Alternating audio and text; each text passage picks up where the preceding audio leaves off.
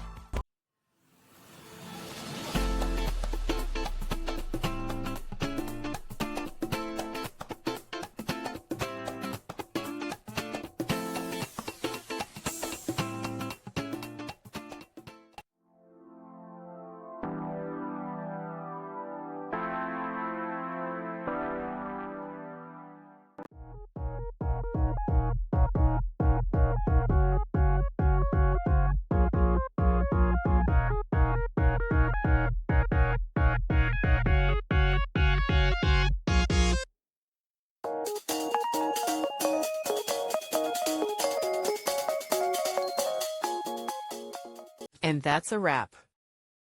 I hope you found the answer you were looking for. If you did, take a second to hit that subscribe button. It really helps out. And let me know in the comments which solution worked best for you. See you next time in the debug zone.